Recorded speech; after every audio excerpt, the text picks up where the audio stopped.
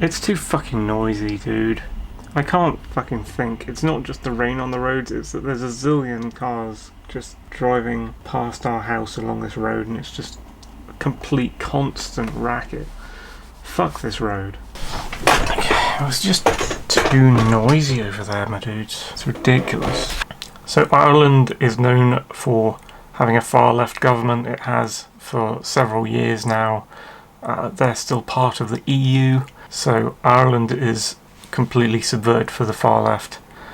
And last week there were riots in Dublin, and the riots began when I think an Algerian man stabbed several children. Was it like 5 children or something? It was certainly more than 1 children, so this is a pretty terrible event, and it's the sort of event that would make Conservatives in particular go absolutely nuts.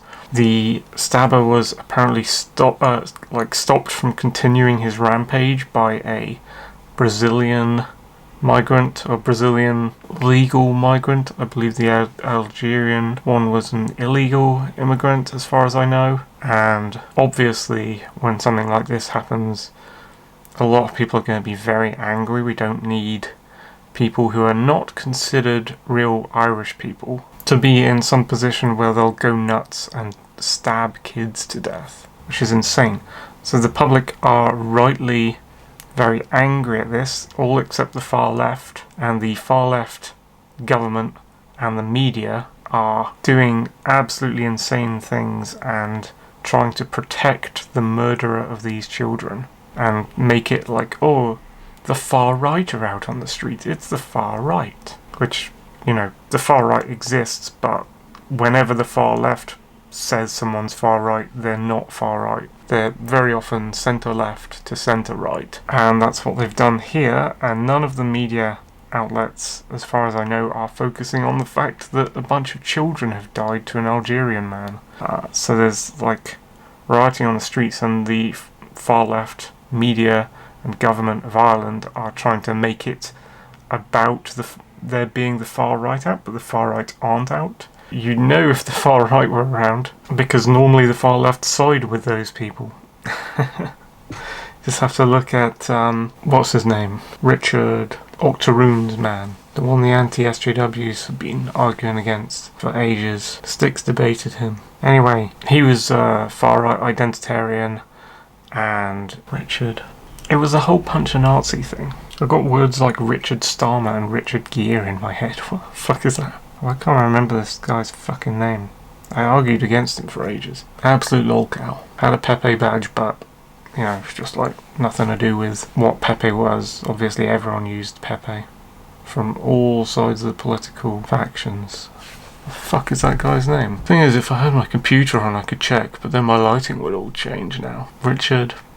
I swear it's a Richard. Anyway, him, brought on by the CNN, who are a far-left media outlet in America, as like a consultant that they can call up and talk to and work with. And he votes for Biden. The far-right believe most of the things that the far-left do anyway. And the far-left don't understand the term Nazi because they think that's the far-right, but it's not, that's the far-left. The far right are identitarians, or monarchists, or just authoritarians, traditionalist conservatives who are on the far end of the conservative spectrum, if you will, so we call them tradcons. Richard. God damn it. Maybe it's not a Richard. Anyway, the people on those streets are just normal Irish public, and they're probably actual Irish people, They'll probably be white, because Ireland's a white country. It's not racially fucking North African or Middle Eastern or anything. The reason it's becoming diluted like that is because of the far left bringing these people in through EU open borders policies and things. Also, when the far left hear nationalism, they're like, a nationalist is a Nazi. No, a nationalist is not a Nazi. A nationalist is a civic nationalist, a patriot, someone who loves their country. It's nothing to do with Nazism. The Nazis are socialists. They're far left. They're not Marxist socialists, but they are socialists. And they do all the things that socialists do, which are horrific. And it shows how cold and calculating the far left are, that they see like a child being stabbed, or like five children being stabbed by someone they want to defend who doesn't need defending, for tactical purposes of giving them a voter base that will constantly vote for them and keep the elites in power. When voting isn't rigged, that is. Voting's pretty much rigged most of the time these days anyway, so they don't even need that fallback of, we'll pretend we're looking after the immigrants that we bring into the country when they arrive, and so they'll just vote for our party all the time. So they got that fallback option, but they don't need that because they just rig the elections anyway. God damn, it's bothering me about that guy's name. I'm going to turn my computer on.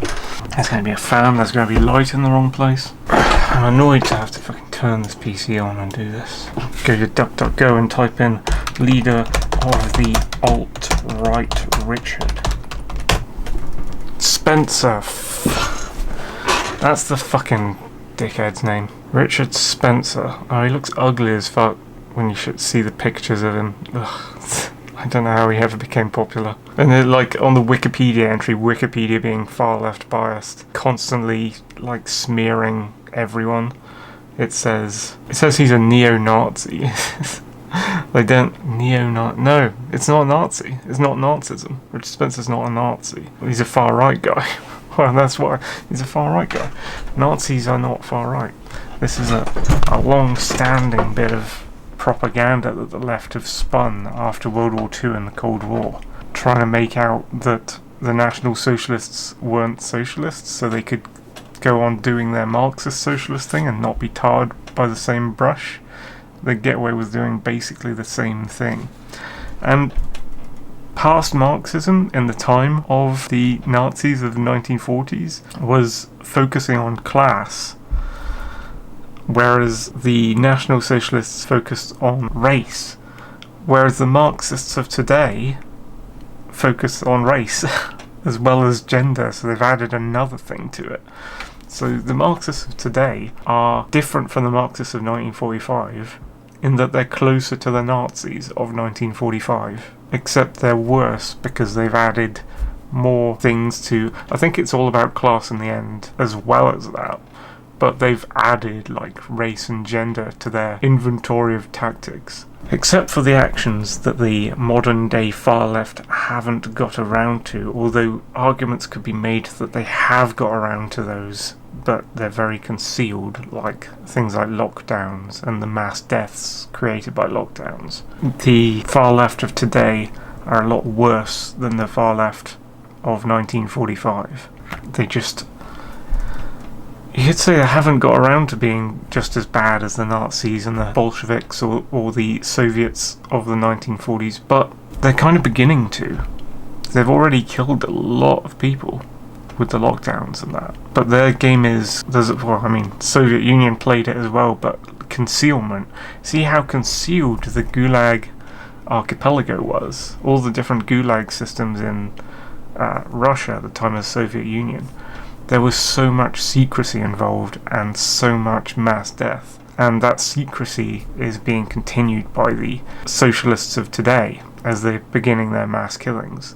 And they've already started. And it took so much exposing. I think Alexander Solzhenitsyn was like pursued by the Soviets, and they were trying to get him and stop him from collaborating with his other authors and publishing his book. But, the truth came out in the end. Obviously the truth coming out isn't really a reassurance, because all those people did die at the time. Like, telling people it happened didn't stop it from happening, and we need to do something a little different this time. We need to stop all these secret mass deaths that the far left are causing from happening, rather than just waiting till tons of it has happened and then trying to escape this really strict environment of secrecy and persecution to publish a book about the truth of what was going on at the time. And social media, for all its faults,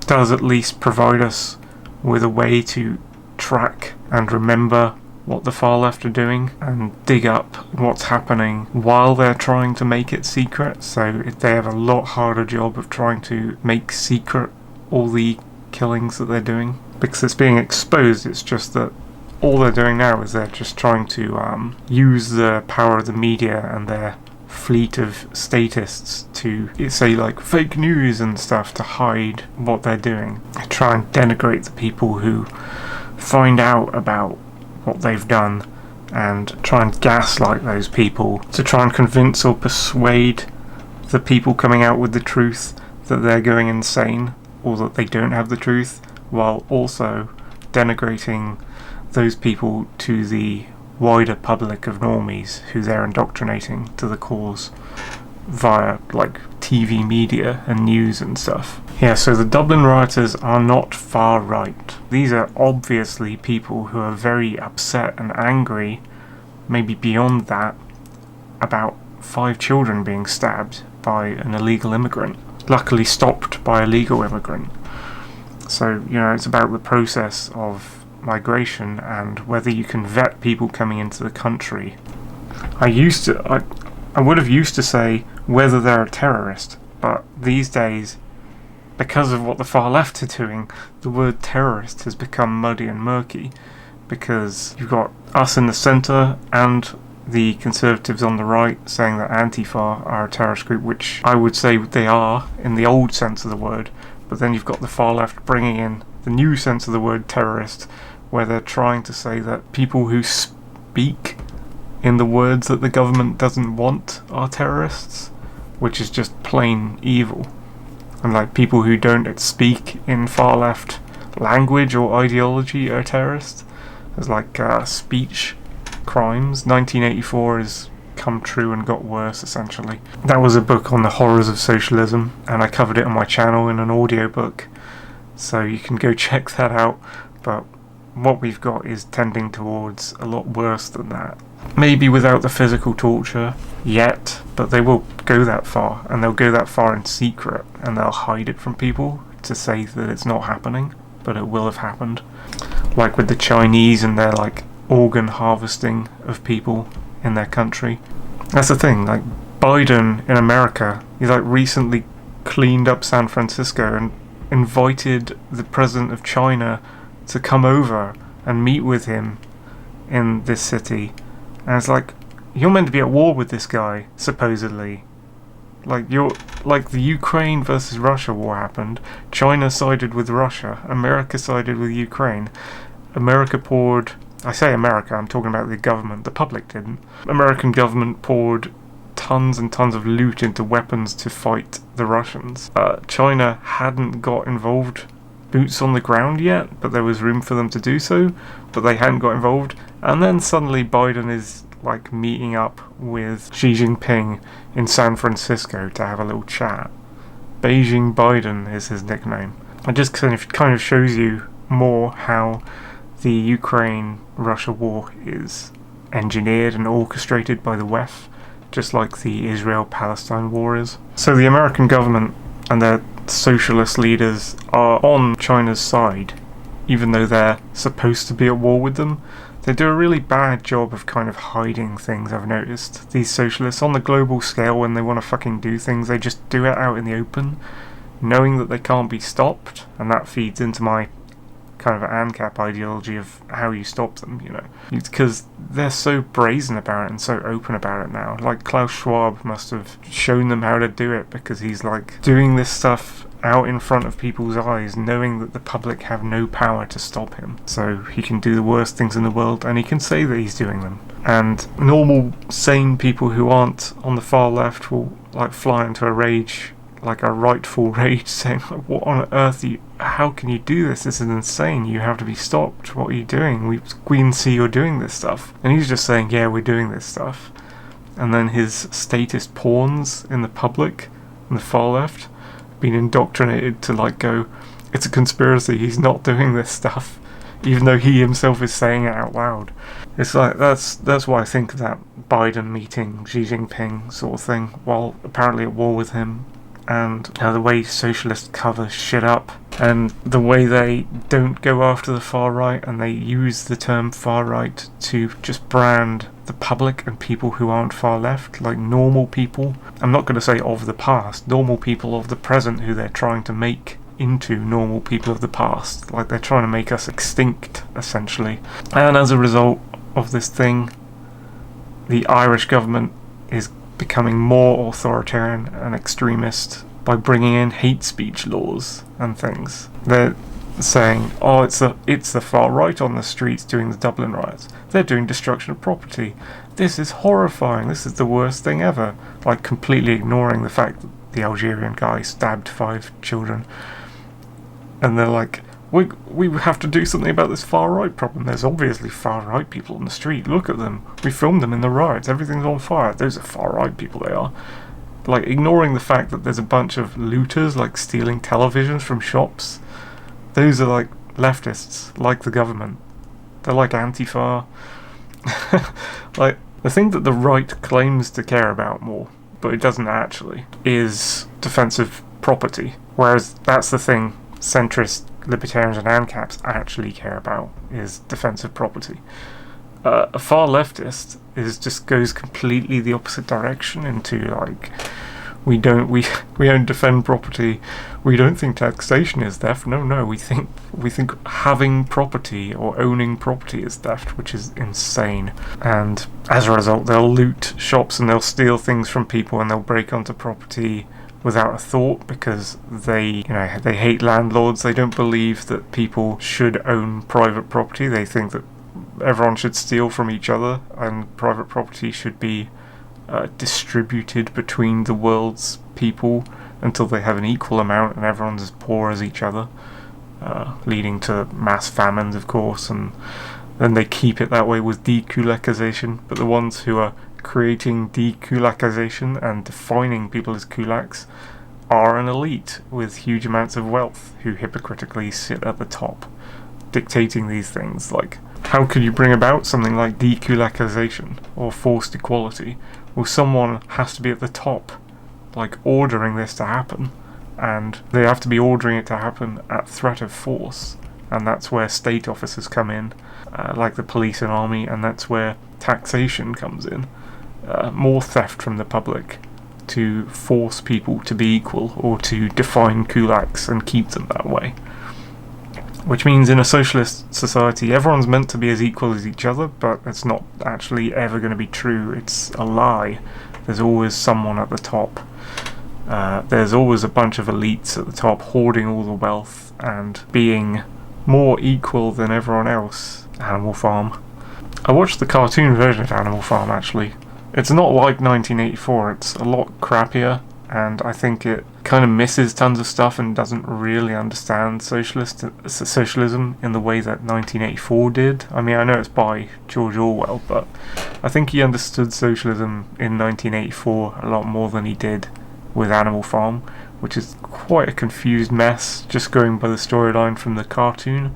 I don't know if they skipped out pieces in the cartoon film that the book still has that explains, like, all the bits that would make it socialism or an analogy of socialism. But yeah, Dublin government in Ireland bringing in hate speech laws, going insane. They're probably chasing people down, like, I assume Dave Cullen and Grant Torino, who live in Ireland, are going to take the brunt of these new hate speech laws where they're chasing people down on the internet who are proud of their country and proud of the white Irish heritage and the real Irish people and legal immigration, like the Brazilian who stopped the stabber.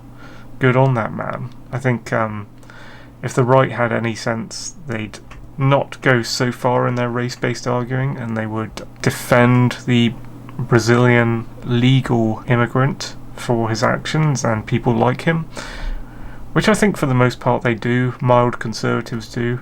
I don't know about trad conservatives and, what do you call them, the identitarian right, nationalists who argue upon race lines. So the far left will use terms like white supremacist. It might be easier to use terms like white nationalist, but occasionally the far left slips into that. The problem is, well, you can't rely on the far left's definitions of anything, because their war tactic is using language control and coming up with buzzwords and controlling the narratives and controlling how people speak about everything.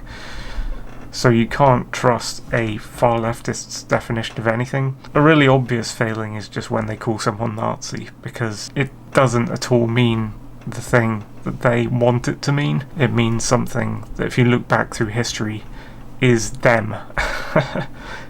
It's a far leftist. And they want to control the narrative and language in such a way that Nazi means right-winger, which isn't true. Anyway, I feel bad for the Irish people, obviously. Hate speech laws are evil and all of them must be removed, and the way the far left are, like, overtly and casually out there using the stabbing of 5 children as a way to tar normal Irish people and Irish patriots in such a way that they can demonize them in the public normie's eye using TV media and newspapers, to the point where they can bring in new laws that are hate speech laws, which are there to censor the public from mild criticism of the government in such a way that they can arrest people and jail them for jokes or mild criticism of the government. That's the end goal of hate speech. I've got a video in my channel about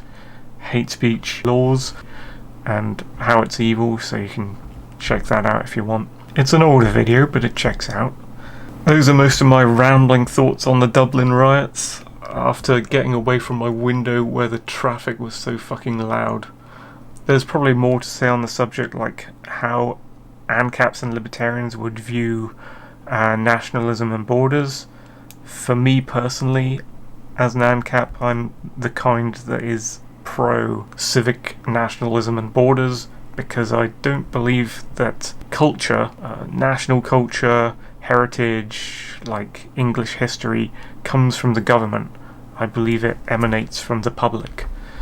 And as for, borders and things, again, that's for another video, I think, because it takes too long to describe.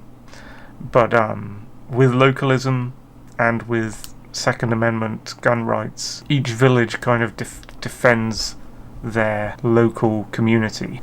So there's not necessarily a border along the outskirts of the country you're in, but the nation you're in is one with Ancapistan, and so all the villages and towns along the borders are armed and they defend themselves, and that becomes a sort of border in itself. Different villages will defend their property, essentially. That's what it boils down to. Anyway, thank you for watching.